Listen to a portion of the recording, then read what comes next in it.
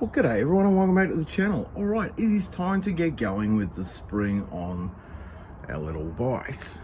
So, this black line here is the back wall of the vise, and that goes into the leg, which goes to the ground. So that's the back of the space we've got to work with. This line here is the closed position of the jaws. So that support comes all the way down there. And then when we open up all the way, we've got this line here. So that's the line that we want to work the open spring to. So you can see here, I've drawn in blue, and that's our spring line. We want to have it round down here, and when it presses closed, it should close that circumference. So I don't want to have that too big, otherwise it's not going to close. It's got to come up past this clamp here, and that's what holds it all in place. So that is what we're going to be playing with. Now, I've decided to use a piece of an old trailer leaf spring. Now, I'm going to have to cut down the thickness because I've only got about 20 mil or 3/4 of an inch that I can use because the vise actually tapers down the side here. So I need to be down at about 3/4 of an inch. I may need to thin it a little bit when I take the heat out. I'm just going to anneal it, and then the spring should hopefully still have enough spring in it that I'm going to get that closing action that I'm after. So first step is we're going to cut it down to the thickness. I'm probably going to double my thickness up here in the jaw area because I want to pull that jaw out a bit more. As you can see, the back of my post is just catching the holes, and I want it to catch a bit better than what it currently is. So I'm going to double up the thickness because I've got, you know, probably 1/4 inch, maybe a little bit less there, and I want to try and pull that bracket over so I can pull that clamp over. So that's enough talking, let's get to it.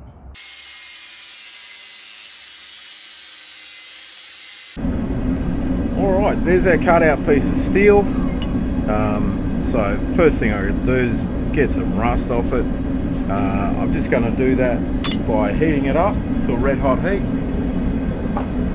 and using a wire brush just to clean it off. So into the forge it goes, and we'll heat it up.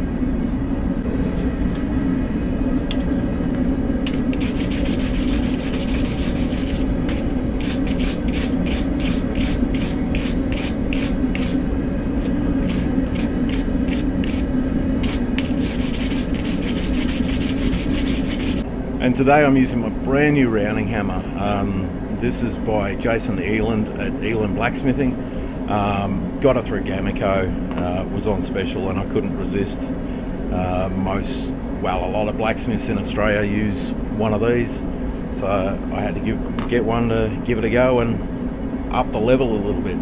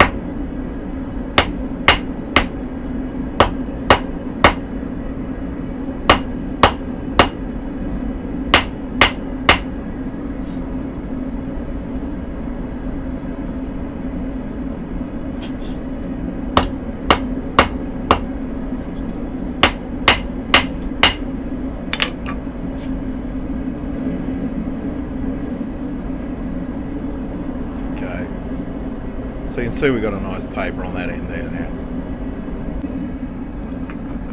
Okay, so I just want to curl this end down slightly.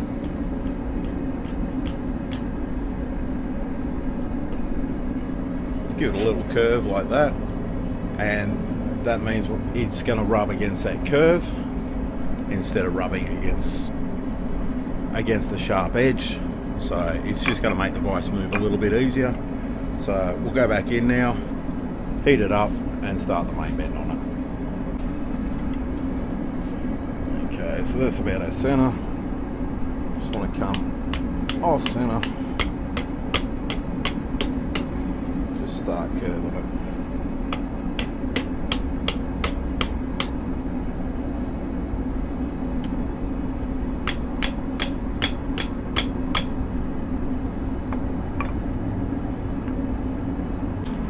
I do want the majority of the curve up at the top end of it, so work it a bit more up there.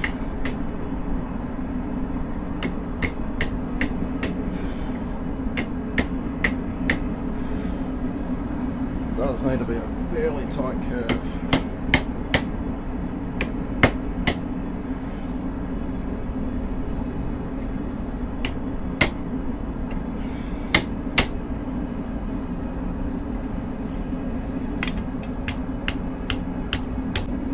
Getting there, a bit more over. Okay, happy with the nose, so I've quenched that down.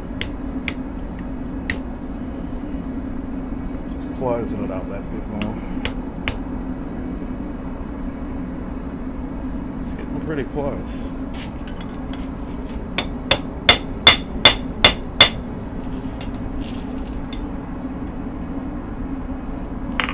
Let's have another check.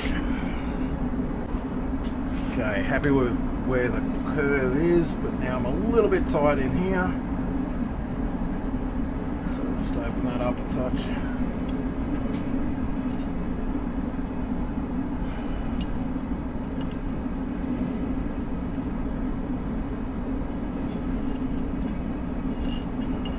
There's a little bit of jiggling around to get everything perfect, but I'd rather jiggle around than finish it and then have to reheat it. Still not quite there, a little bit more. Okay.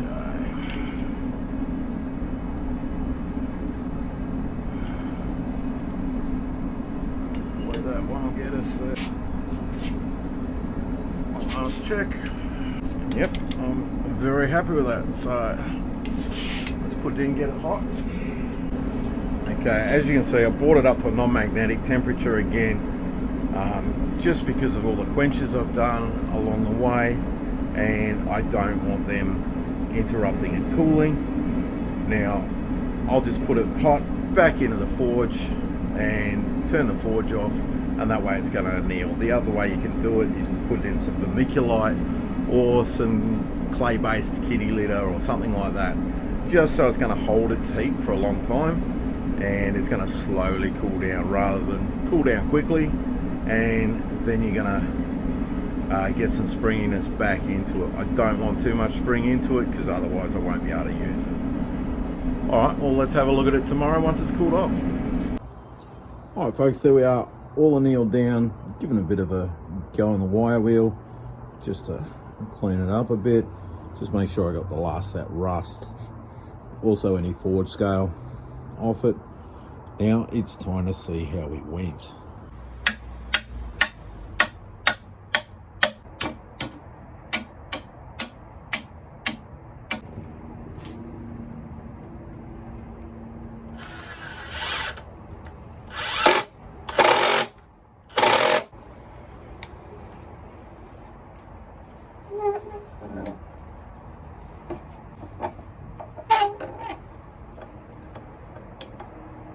Alright folks, first try of the spring in a fully annealed state, and it has bent and not sprung back.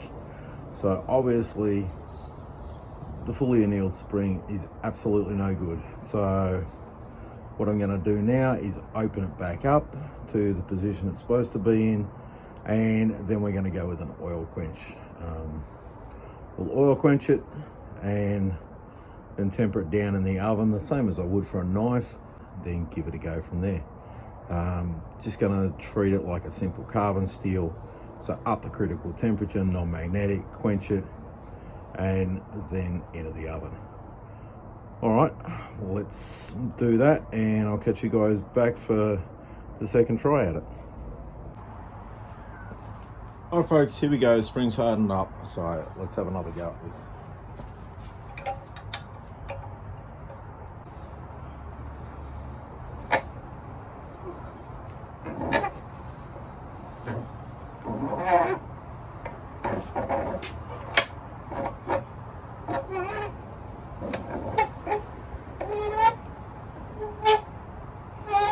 Alright, there it is. It's working perfectly now. I need to replace these screws with some decent sized bolts that are the right size, just to take this wobble that I've got out, and that's just movement in the screw holes.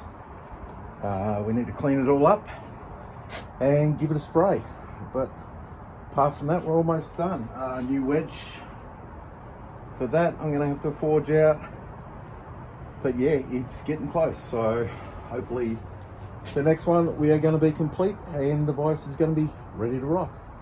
All right, thank you very much for watching, and bye for now.